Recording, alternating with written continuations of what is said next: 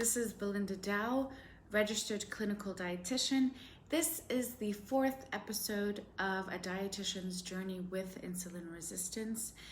And today I'm going to be talking about how cortisol and stress are related to weight gain and insulin resistance. First, click the subscribe button and hit the notification bell to stay up to date with more interesting topics and discussions related to nutrition and dieting. So, to get right into how cortisol levels affect disease, weight gain, and insulin resistance. I personally wanted to do this video because I am someone who struggles with weight and insulin resistance, all due to higher cortisol levels and stress. If you have seen my previous videos from my insulin resistant journey series, you already know a little more about how and why I became insulin resistant, but maybe a lot of you don't know the relation or understand the relation between weight gain, insulin resistance, and higher cortisol levels. And this is what this video is basically going to be about. So to explain a little how cortisol works.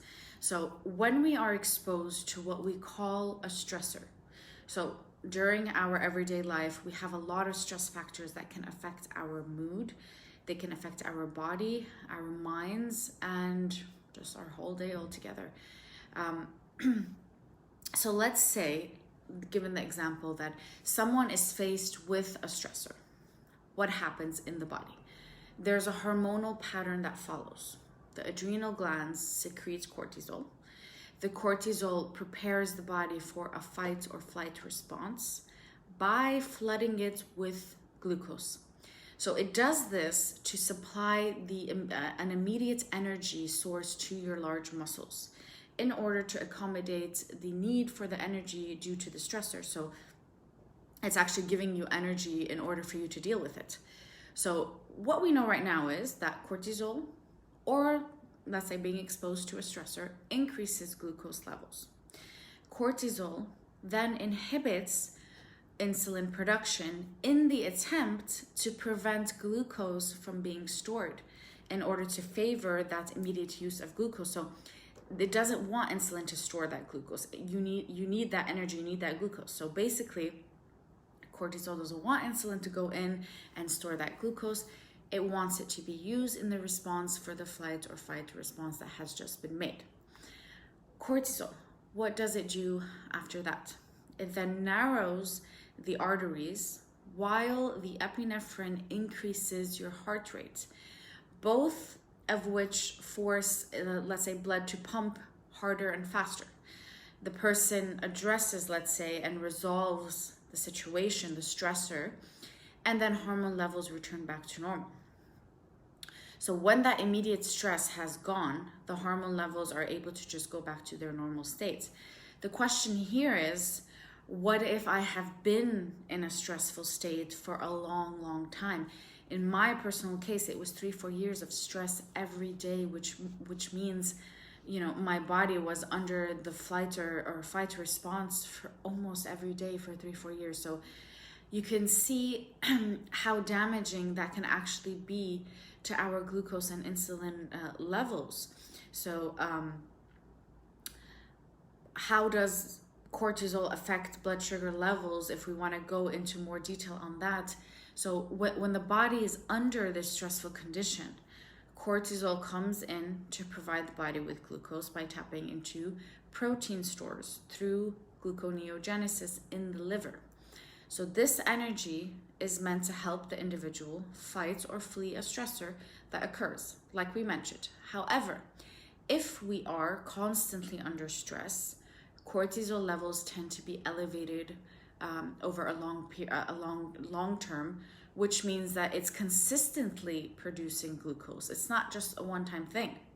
And this is going to lead to your blood sugar levels increasing. Theoretically, this is something that can increase your risk for type 2 diabetes. However, a principal function of cortisol is also to oppose the effects of insulin, as we mentioned. essentially contributing to insulin resistance. So keeping the cells in your body basically in a general insulin resistant state when cortisol levels are chronically elevated. And as I explained in my previous episodes of how insulin resistance manifests itself, over time, right, the pancreas struggles to keep up with the high demand for insulin. Glucose levels in the blood remain high, and then the cells cannot get the sugar that they need, and the cycle continues, which in return contributes to diabetes, insulin resistance, and weight gain. So to explain a little further of how it affects weight gain, let's put the other stuff on the side. When there is a repeated elevation of cortisol, fat storage is in favor. So one way is depositing fat in the visceral area of the body, which is the fat around your organs. So cortisol can also mobilize triglycerides from storage and relocate them to visceral fat cells. So also cortisol helps adipocytes develop into mature fat cells. To make it short and simple for you, this process results in enzymes in the visceral fat cells producing greater amounts of cortisol at the actual tissue level. Also, visceral fat cells have more cortisol receptors than subcutaneous fat, which makes it much easier to be stored in that area. A second reason cortisol is, if you want, involved in weight gain is that it goes back to the blood sugar insulin problem. So consistently high blood glucose levels along with insulin suppression leads to the cells that being starved of glucose. So no glucose is entering the cells, and one way to regulate the lack of it is to send hunger signals to the brain. So this can lead someone to overeat as well as have an increased hunger, and the unused glucose is eventually going to be stored as body fat. Another connection is cortisol's effect on appetite and cravings for high-calorie foods. There have been studies that have actually demonstrated the direct association between cortisol levels and a calorie intake higher calorie intake in populations of women.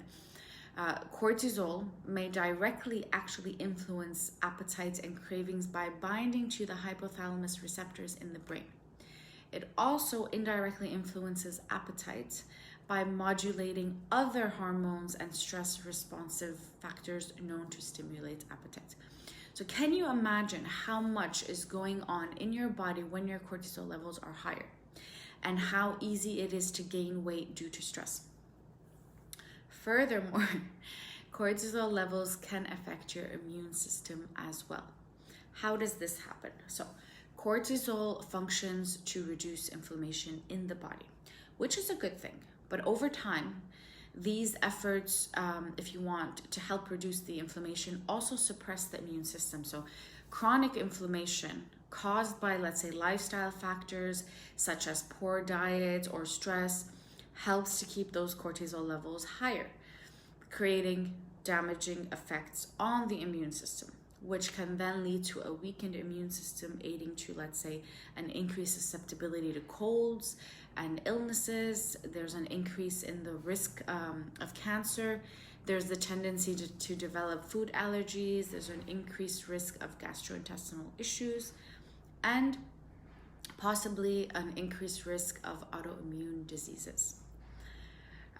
Which indirectly, if you want to think about it, can very easily affect weight gain and other conditions.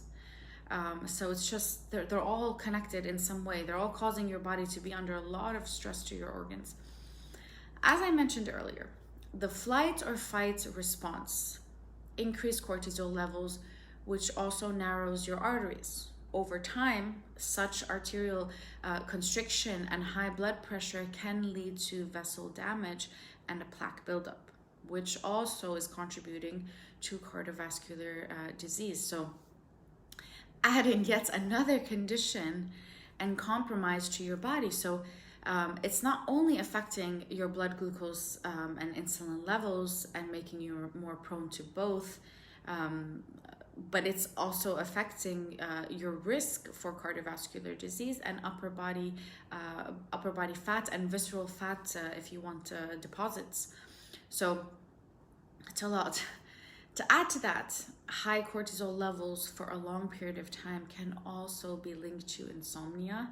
It can also be linked to thyroid disorders, depression, and a bunch of other conditions. So to say cortisol doesn't affect weight would be an understatement, because if we are dealing with insomnia, or let's say a thyroid disorder or depression, these all are indirectly having an effect on your weight and can even contribute to weight gain. So now I know what you're thinking is, it's okay if all of these factors, if all of these factors come into play. So if I'm a naturally stressed person, or stress seems to affect me more than the average person, then despite all my best efforts and intentions, I'm just destined for bad health and weight gain. So the silver lining, or the fortunate thing that I could say, is that there is a lot we can do to kind of reverse that path of destruction. The best approach is to keep your cortisol levels, of course, at bay. And how to do that is to master stress management and trying to have the most optimal, healthy type of diet plan. So what are the ways to help in managing stress and reducing cortisol levels? First, there is getting more sleep and getting better quality sleep. So you need to make sure that you're getting the proper amount of sleep and the proper quality. Second, there's breathing exercises we can do to relieve stress from the body. There's also meditation, which can really help boost your mood and put your body just in a calmer state. There's acupuncture. There are relaxing massages that actually focus on lymphatic drainage and help the body just to de-stress and relax. You have exercise. It can be cardio, it can be resistant training, it can be relaxing types of exercises, stretching, flexibility. And then there is tackling any psychological or emotional issues you may be dealing with. So keep in mind, suppression of anger, sadness, guilt, resentment, frustration, all can have a massive effect on your body and you don't even know it. And it's patients who have been or still are exposed to a very stressful life, who have experienced maybe some form of trauma, whether it be as a child or as an adult, patients who tend to overthink or just have a very anxious personality, who tend to actually be triggered easily by stress. These types of individuals tend to see higher cortisol levels, higher insulin levels, and higher glucose levels eventually. And that's why it's important to realize that these types of diseases and conditions do not only put those who are, let's say, overweight or let's say eat a lot of sugar and carbohydrates. Those are not the only people that are at risk. If you watch this video and you feel like you could relate to a lot of what I have mentioned, try to seek out the ways of reducing cortisol levels, as well as following an anti-inflammatory diet. So I will post a video on an anti-inflammatory diet dedicated to the details of the diet and why it's important for people with higher cortisol levels to consider following this type of diet plan. So stay tuned for that upcoming video. I hope this video was helpful, and remember to find ways to help your body relax. Whatever it may be personally to you, there are ways to reduce stress and to elevate your mood. And sometimes, you know, it might take time to get yourself to actually do them, especially for those, let's say, suffering from anxiety or depression. But you know, baby steps, little by little, you will eventually get there. Do not forget to hit the subscribe button and the notification bell. Please comment if you have anything you would like to add to this video. Or if you have any personal questions or need some guidance, please do not hesitate to reach out. See you next time, and thank you.